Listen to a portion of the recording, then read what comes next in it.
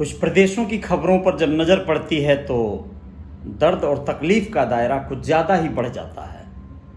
कारण यह है कि अपराध कुछ ज़्यादा ही वहाँ पर होता है और इनमें से जो प्रदेश हैं जहाँ अपराध बहुत ज़्यादा होता है वो प्रदेश आप लोगों को भी शायद कहीं ना कहीं महसूस भी होते होंगे। राजस्थान, बिहार, उत्तर प्रदेश, ये सब प्रदेशों में अपराध कुछ ज़्यादा ही चरम पर रहता है। एक खबर पर नज़र पड़ी जिसे बताना बहुत ज़रूरी था, लेकिन कई बार ऐसा भी होता है कि सच में वो अपराध हुआ है कि नहीं हुआ है, इस बात का संशय बहुत ज़्यादा होता है और इस दुविधा में बहुत बार पुलिस पशोपेश में पड़ जाती है कि वो नामजद अभियुक्तों को भी असली आरोपी माने या न माने। नमस्ते, मैं अजय साहनी स्टार हूँ, रियल रिपोर्टर न्यूज़ के पेज पे आपका स्वागत करता हूँ और आप सभी का अभिनंदन करते हुए बताना चाहता हूँ कि समस्तीपुर बिहार में एक घटना हुई जिसमें आरोप लगा है कुछ राजनयिक लोगों पर कि एक युवती का पहले बलात्कार किया गया, फिर उसके बाद गला घोंटकर उसे मार दिया गया और फिर पंखे से उसके शव को लटका दिया गया। यह शातिर लोगों की चाल थी, जबकि देखने से ही प्रथम दृष्टया यह एहसास होता है कि युवती को पंखे से लटककर उसकी मृत्यु नहीं हुई है बल्कि उसे मारा गया है। पूरी बात जान लीजिए, फिर आगे देखते हैं कि क्या है ये मसला।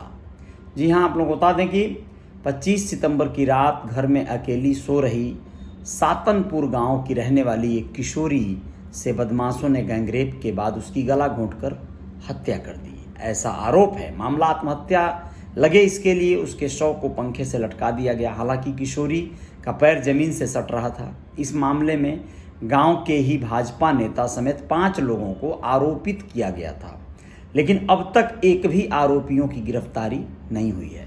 सोचिए, यह बहुत सोचने वाली बात है कि जब नामजदी रिपोर्ट दर्ज हुआ है तो उसमें गिरफ्तारियां तो होनी चाहिए थी। समस्तीपुर जिले के उजियारपुर थाना क्षेत्र के सातनपुर गांव में गैंगरेप के बाद हत्या के मामले में अब तक पुलिस ने आरोपियों को गिरफ्तार नहीं किया है। इसके विरोध में अब भाकपा माले के कार्यकर्ताओं ने उजियारपुर थाना अध्यक्ष का पुतला दहन किया। इस दौरान लोगों ने पुलिस के खिलाफ जमकर नारेबाजी की। लोगों का कहना है कि जब इस मामले में नामजद प्राथमिकी दर्ज है तो पुलिस नामजद आरोपियों को गिरफ्तार क्यों नहीं कर रही है। इस दौरान पीड़ित परिवार को मामला वापस लेने के लिए धमकी भी मिल रही है। वहीं इस मौके पर सभा को संबोधित करते हुए माले नेता फूल बाबू सिंह ने कहा कि अगर 9 अक्टूबर तक आरोपियों की गिरफ्तारी नहीं हुई तो माले उजियारपुर का चक्का जाम कर देगी। इसके अलावा जिला स्तर पर आंदोलन होगा। गौरतलब हो कि 2 दिन पहले ही पूर्व सांसद पप्पू यादव भी मौके पर पहुंचकर पुलिस की कार्यशैली पर सवाल उठाए थे।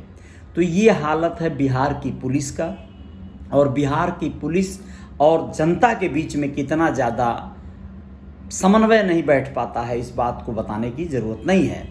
इसके साथ साथ बिहार की ही कुछ और खबरों को आप लोग जान लीजिए। रोहतास जिले की बात है। दहेज के लिए मार डाला गया एक विवाहिता को, ऐसा आरोप लगाया गया है। वारदात के बाद ससुराल पक्ष के लोग फरार हैं। अक्सर ऐसा होता है, ससुराल में विवाहिता किसी स्त्री की जब मौत होती है तो अक्सर जो उसके मायके पक्ष के लोग होते हैं उनके तरफ से जो मुकदमा किया जाता है उसमें विवाहिता भले ही आत्महत्या की हो, लेकिन अक्सर जो ससुराल पक्ष के लोग हैं, सास ससुर ननद पति देवर, जो लोग भी, ज़्यादातर लोग फंस जाते हैं। कई बार ऐसा होता है कि उसमें उनका हाथ नहीं होता है, लेकिन फिर भी प्रथम दृष्टया उन्हें इस पूरी समस्या को फेस करना पड़ता है। तो इसे क्या कहा जाए। बहुत बार ये होता है कि मायके वाले इसलिए भी मुकदमा दर्ज कराते हैं क्योंकि हो न हो ऐसा कांड हुआ हो, ऐसी बात हुई हो। तो क्या हुआ है मामला। रोहतास जिले के नोखा थाना क्षेत्र के कदवा गांव में सोमवार को एक विवाहिता की गला दबाकर हत्या कर दी गई, ऐसा आरोप है। घटना के बाद ससुराल पक्ष के लोग फरार बताए जा रहे हैं। मृतका कदवा गांव निवासी कादिर अंसारी की पतोहू सबीना परवीन थी, 20 वर्ष की थी। ये शादी मुजराड़ गांव निवासी सबीना की शादी 2 वर्ष पूर्व कदरा गांव के नौशाद अंसारी के साथ हुई थी।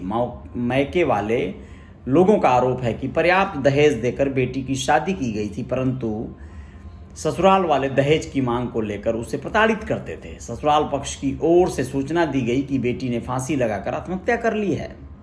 बेटी की गला दबाकर हत्या की गई है, ऐसा मायके पक्ष के लोगों का आरोप है। ससुराल पक्ष के लोग शव को छोड़कर फरार हो गए। नोखा थानाध्यक्ष राजेश कुमार ने बताया कि पुलिस ने शव को कब्जे में लेकर पोस्टमार्टम के लिए सदर अस्पताल सासाराम भेज दिया है। इस मामले में ससुराल पक्ष वाले फंदे से लगाकर आत्महत्या की बात कर रहे हैं, लेकिन मृतक के परिजन इसे गला दबाकर हत्या करने की बात कह रहे हैं। पोस्टमार्टम रिपोर्ट आने के बाद ही मौत का सही कारण पता चल पाएगा।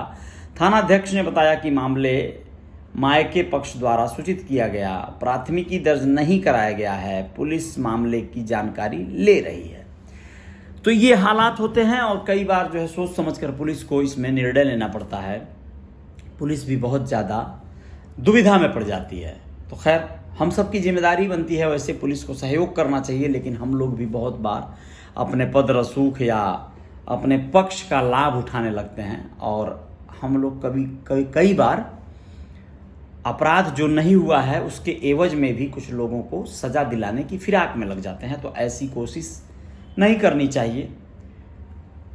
अगर कोई अपराधी है, अगर उसने क्राइम किया है तो उसे सज़ा हर हाल में मिलनी चाहिए, लेकिन अगर कोई नहीं किया है तो बाबा साहब भीमराव अंबेडकर का संविधान भी यही कहता है कि 100 गुनहगार एक बार छूट जाएं, बच जाएं, चलेगा, लेकिन एक बेगुनाह को सज़ा नहीं होनी चाहिए। खैर, इसका लाभ भी कई बार उठा लेते हैं अपराधी, लेकिन पुलिस का कार्य है कि अपराध की तह तक पहुँचे, अपराधियों की गिरेबान तक पहुँचे। जय जयकार जारी रहेगी। रियल रिपोर्टर न्यूज़ के पेज पे आपका पुनः एक बार स्वागत और अभिनंदन करता हूं और रियल रिपोर्टर न्यूज़ स्टार वाले चैनल पर भी आपका सम्मान करता हूं। बहुत बहुत शुक्रिया। नमस्कार।